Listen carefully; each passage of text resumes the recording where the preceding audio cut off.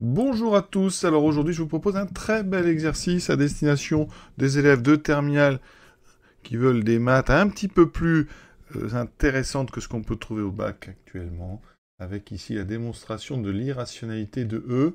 C'est faisable en terminale, il n'y a que des notions donc au programme intégral, ici des petites constatations sur un encadrement, avec, par contre, il faut connaître donc, la notion factorielle, ça apparaît dans le chapitre du moment, donc pas de problème, tout ça c'est bien en programme de terminale. Donc ici, on considère donc un anti-n, et un égale la somme, donc de k égale 0 à n des 1 sur k factoriel. Et à l'aide de ce un, on va démontrer que E n'est pas irrationnel. Alors la première chose, ça va être de montrer une égalité très intéressante sur l'exponentielle de x, qui est celle-ci, donc une fois que vous aurez démontré cette égalité, à vous d'être astucieux pour en déduire un encadrement ici de E moins U de N. Et après, avec un petit raisonnement donc par l'absurde, on va montrer justement que ne peut pas être irrationnel. Voilà. Alors l'idée, c'est quand même que vous travaillez un petit peu, donc vous mettez pause, vous essayez. Bien sûr, si vous n'y arrivez pas, ce qui peut paraître normal, c'est pas si évident que ça, eh bien vous regardez bien pour qu'il reste quelque chose de ce temps passé à y réfléchir. Donc on est parti. Donc, première question, comment démontrer cette égalité, d'accord, assez jolie, sur exponentielle de x. Vous verrez, plus tard, si vous continuez à faire des maths, que, eh bien, quel que soit x appartenant à R, eh bien, exponentielle de x, on peut considérer que c'est une somme infinie. On appelle une série ici, de 0 donc à l'infini, des x puissance n sur x puissance k, pardon, sur k factoriel. Pour ça, évidemment, ça n'est pas du tout, loin d'être au programme de terminale, mais on va s'en approcher un petit peu avec ici cette égalité avec ici une somme qui n'est pas infinie, elle va jusqu'à ici n, d'accord.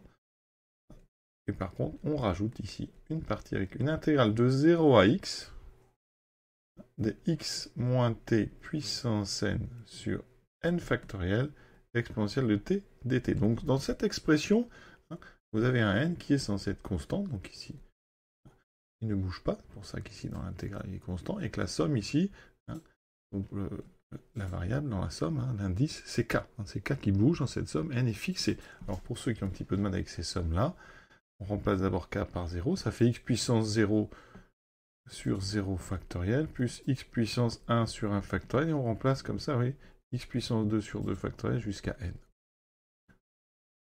Voilà.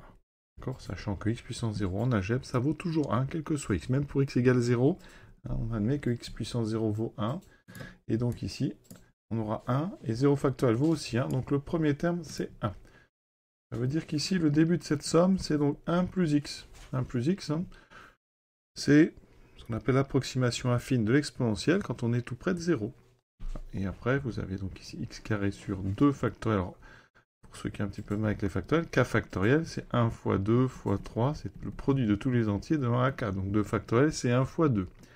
Après, vous aurez 3 factoriel, 1 fois 2 fois 3, qui fait 6, puis 4 factoriel. Donc ça fait 1 fois 2 fois 3 fois 4, donc ça fait 24, etc., etc., jusqu'à donc x puissance n sur n factoriel. Donc on aura besoin dans cet exercice du fait que si on a n plus 1 factoriel, eh bien, c'est n plus 1 fois tous les entiers d'un n, donc c'est n plus 1 fois n factoriel. Vous verrez, on va s'en servir. Vous voyez, dans la question 2 apparaît n plus 1 factoriel. Donc voilà, ça c'est un petit peu ce qu'il faut quand même avoir bien compris pour pouvoir faire cet exercice. La question 1, on va la démontrer par récurrence sur n. Donc pour notre récurrence, initialisation pour n égale 0, donc ici le membre de droite, j'ai mis un 0 à la place de n, j'obtiens tout ça, je rappelle encore une fois, je viens de le dire que 0 factoriel ça vaut 1, que x puissance 0 vaut toujours 1, et donc notre somme, elle n'a qu'un terme, c'est donc x puissance 0 sur 0 factoriel. Plus ici, donc l'intégrale de 0 à x, alors x moins t puissance 0, ben, ça vaut aussi 1. Et sur 0 factoriel, donc sur 1, exponentielle de t dt. Donc ici, x puissance 0 sur 0 factoriel, ça vaut donc 1. Et j'ai l'intégrale de 0 à x d'exponentielle de t dt. Je calcule rapidement cette intégrale, la primitive d'exponentielle t, donc exponentielle t, entre 0 et x, j'obtiens 1 plus, donc exponentielle de x, moins exponentielle 0, qui vaut 1, il me reste exponentielle x. Donc, vous voyez déjà, c'est vrai, la propriété, elle est bien vraie, pour n égale 0. Donc maintenant, hérédité. Soit n appartenant à grand N tel que exponentielle, donc est bien égal à cette somme plus cette intégrale, quel que soit x appartenant à R. On va transformer donc l'intégrale. On va faire une... Il va falloir qu'on arrive au rang suivant, donc il faudrait que le n puissance n se transforme en puissance n plus 1. Donc je vais faire une intégration par partie assez rusée, enfin assez rusée, finalement assez naturelle. On va donc, ici, je vais plutôt, pour ceux qui sont habitués, je vais mettre le u, c'est exponentielle t, et le v' va être x moins t puissance n dt. Donc je rappelle rapidement l'intégration par partie, intégrale de u' v, alors ça dépend, on va mettre ici uv', c'est entre crochets uv moins l'intégrale de u'v. Donc, eh bien, exponentielle t, ça va être mon u, donc je le dérive, exponentielle t, et là je vais avoir besoin d'une primitive de x moins t puissance n sur n factoriel. Alors, déjà, c'est du x moins t puissance n plus 1 que vous avez dérivé. Mais quand on dérive x moins t puissance n plus 1, qu'est-ce qu'il se passe? On dérive par rapport à t. Donc il y a un moins ici, ça veut dire que j'ai un moins là qui va sortir. Donc ça veut dire qu'il va falloir le compenser ce moins. Donc ici je vais mettre un moins devant. Ensuite, j'ai un n plus 1 qui est sorti, donc dessous, il va falloir le compenser, on divise par n plus 1. Et comme il y avait un n factoriel qui était déjà dessous, je le retrouverai dessous. Donc là, il y a deux choses. On a ce moins qu'il ne faudra pas oublier, et il y a n plus 1 fois n factoriel. Alors, n plus 1 fois n factoriel, j'ai dit tout à l'heure, ça fait n plus 1 factoriel. Donc ici, une primitive qu'on peut prendre, c'est donc x moins t, donc puissance n plus 1, sur n plus 1 factoriel, et bien sûr, on n'oublie pas le moins. Donc, on précise qu'on peut faire notre intégration par partie, donc UV, U' et V' doivent être continues, donc elles sont effectivement continues, hein, parce qu'elles sont toutes dérivables, hein, continues donc sur R, ici, aucun problème, donc bien sûr intervalle 0x. Donc là, entre crochets, on va trouver donc le produit UV, donc moins. Alors, je vais écrire d'abord x moins t, donc puissance n plus 1 sur n plus 1 factoriel exponentielle de t pris entre 0 et 1, moins l'intégrale de 0, alors c'est pas 0,1, c'est 0x, 0x ici, et on aura donc u' v. Donc, il y a un moins, alors ce moins, après je vais le sortir de mon intégrale, comme ça il va se multiplier à celui-là pour faire un plus, et j'aurai donc x moins t, puissance n plus 1, sur n plus 1 factoriel fois exponentielle de t dt. C'est la même chose qu'ici, hein, parce qu'exponentielle de t, c'est sa propre dérivée. Donc, on continue. On remplace par x. Alors, comme il y a x moins t, ça va faire 0. Donc déjà, vous avez un premier terme 0. Moins, là, il y a un deuxième moins. Et je remplace donc t par 0. Ça me fera donc moins x puissance n plus 1 sur n plus 1 factoriel. Moins ici. Alors ici, on a ce moins. Par linéarité, on peut sortir n'importe quel coefficient. Donc je sors le moins, mais je peux sortir aussi, si je voulais, hein, le n plus 1 factoriel. Alors je vais le laisser dedans hein, pour retrouver mon expression hein, au rang n plus 1. Et donc là, je retrouve intégrale de 0x de x moins t puissance n plus 1 sur n plus 1 factoriel exponentielle de t dt. C'est parfait parce que c'est exactement ce que je veux, vous voyez, au rang suivant.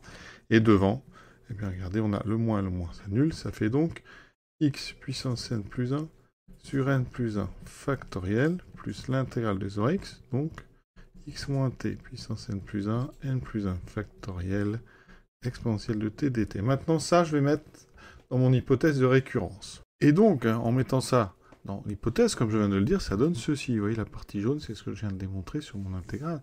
Eh bien, cette somme ici, auquel vous rajoutez ça, c'est comme si vous rajoutiez un terme de plus, parce que c'est exactement le terme qu'il faut pour k égale n plus 1. Donc, on retrouve la somme pour k allant de 0 à n plus 1 de x puissance k sur k factoriel plus l'intégrale, qui est exactement celle qu'on voulait, donc avec ici un n plus 1 sur n plus 1 factoriel exponentielle de t dt. Donc, l'hérédité est vérifiée.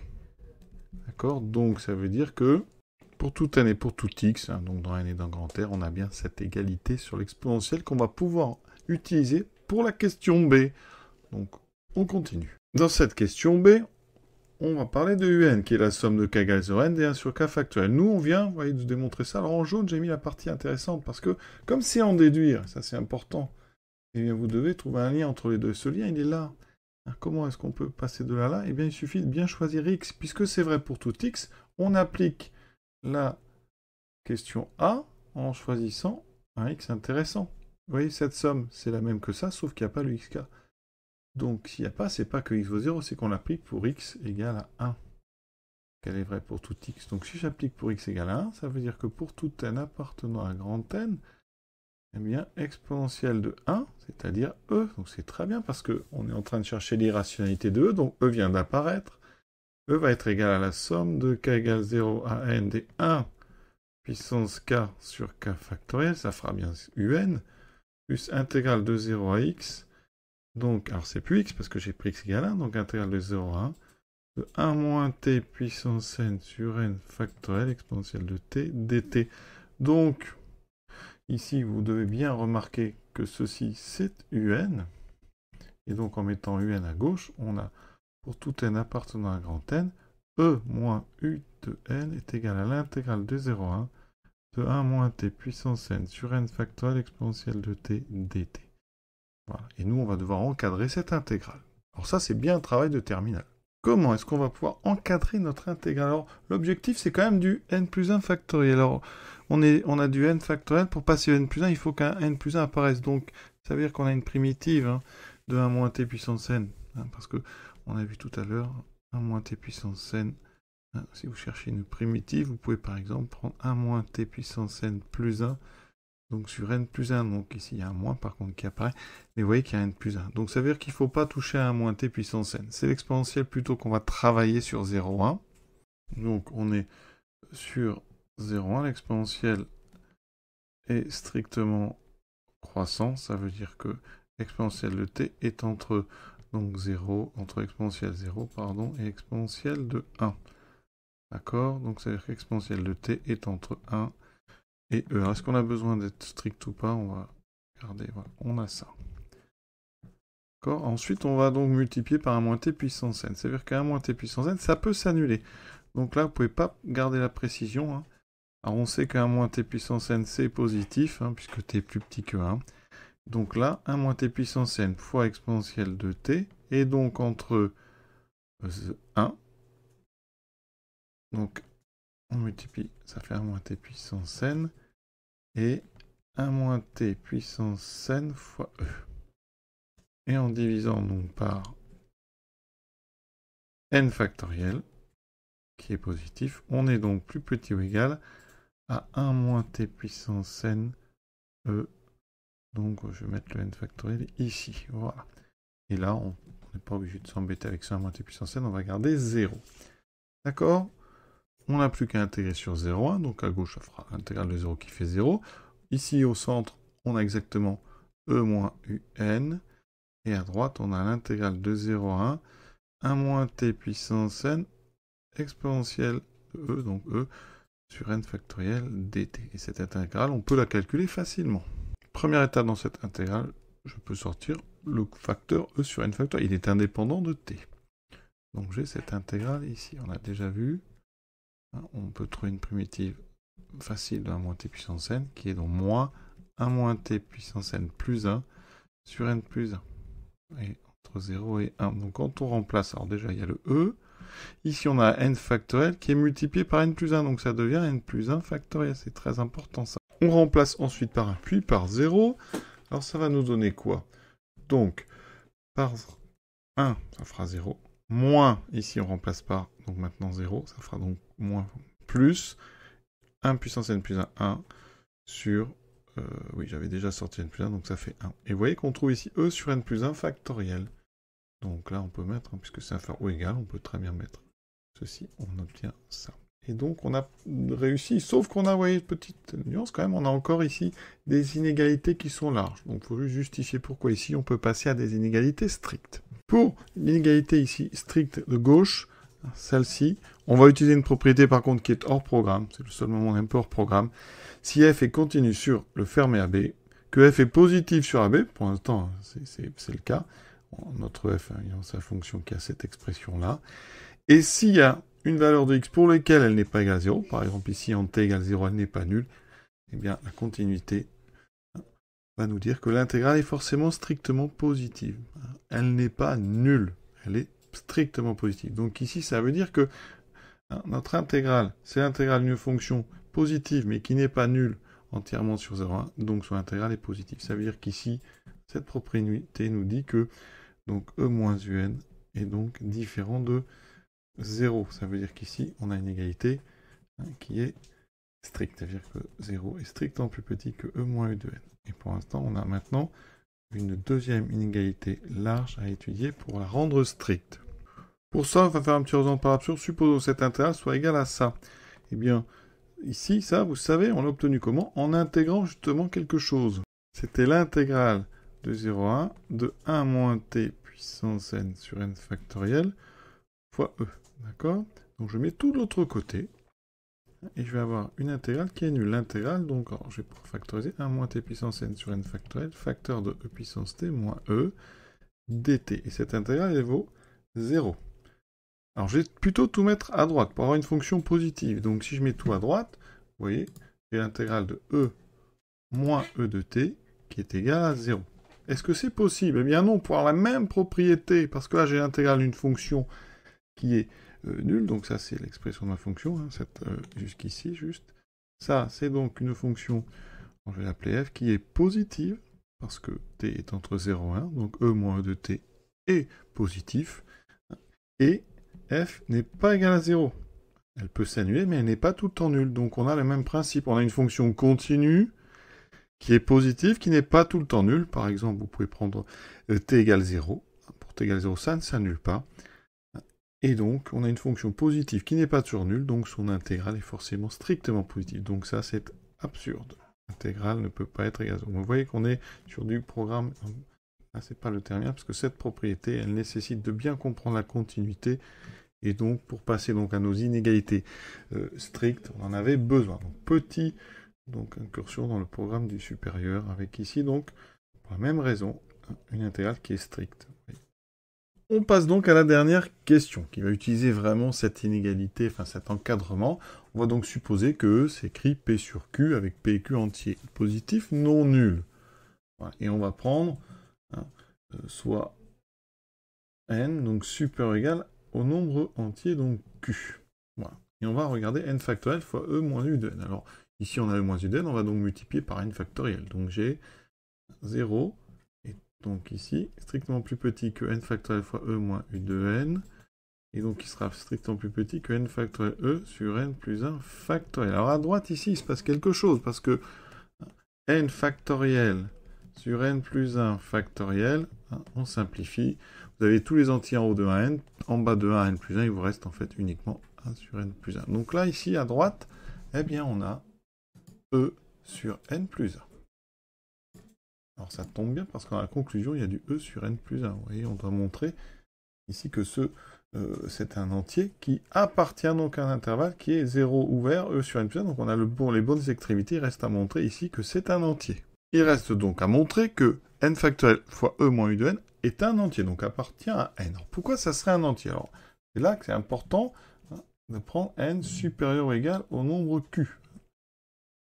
On va développer. Donc ça me fait n factoriel fois p sur q moins la somme, et je vais multiplier chaque terme de la somme par n factoriel. Donc n factoriel sur k factoriel. Et on va regarder, ici on a plein de termes, et on va montrer que chacun des termes est un entier. Première chose, n est supérieur ou égal à q. D'accord? Ça veut dire que n factoriel, forcément, c'est le produit de 1 donc jusqu'à n. D'accord? Mais comme n est supérieur ou égal à q, eh bien, forcément, ici, alors soit n égale à q, alors on peut simplifier direct, mais sinon, ça veut dire que là, vous avez forcément un endroit où vous allez trouver q entre 1 et n, s'il n'est pas déjà sur n. Donc forcément, n factoriel sur q, c'est un entier. D'accord?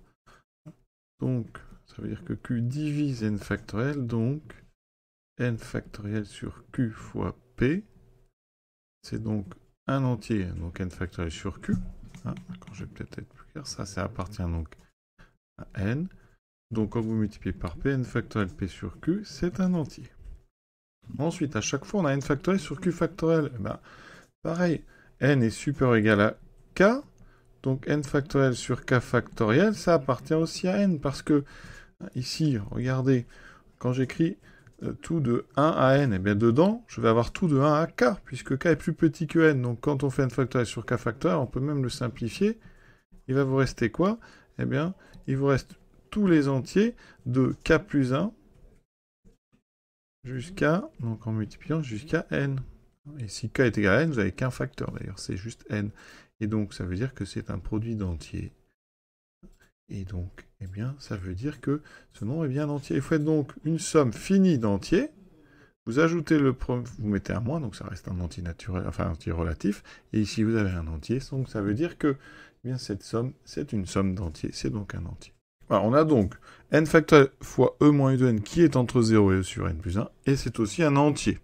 J'ai mis z parce qu'il y avait un moins, mais comme c'est dans 0 e sur n plus 1, c'est un entier naturel. Hein. Donc ici, même strictement positif. Où est la contradiction? Ici, e, c'est donc entre 3 et 0, d'accord? Ça veut dire que e sur n plus 1, eh bien, à condition... Alors ici, il va falloir prendre un assez grand. Donc ici, vous voyez, si je veux ici un nombre strictement plus petit que 1, il faut prendre n plus grand que 2. Donc ça veut dire qu'ici, regardez, si je prends pour tout n, donc supérieur ou égal à 2 et n supérieur ou égal à q, on aurait donc tout d'abord e sur n plus 1 qui est donc eh bien, inférieur ou égal à e sur, donc ici, 3, donc 3, voilà, qui est donc plus petit strictement que 1. Ce qui veut dire que donc l'intervalle 0, e sur n plus 1 est donc inclus dans l'intervalle 0, 1, et donc ne contient 0e sur n plus 1 ne contient pas d'entier. Autrement écrit, avec des symboles, ça veut dire que si vous intersectez avec z, vous trouvez l'ensemble vide. Or, n factoriel e moins un appartient à z, donc elle ne peut pas appartenir à 0 ouvert e sur n plus 1. Donc là, on a une contradiction. Il appartient, et on a ici le fait qu'il n'appartienne pas, donc absurde. L'hypothèse qu'on a émise est absurde.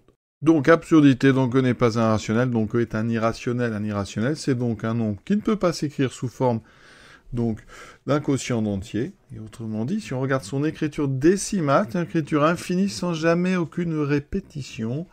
Et on a terminé ce très joli exercice avec, globalement, que du problème de terminal, sauf, je répète un petit peu ce passage ici sur les deux inégalités ici, strictes.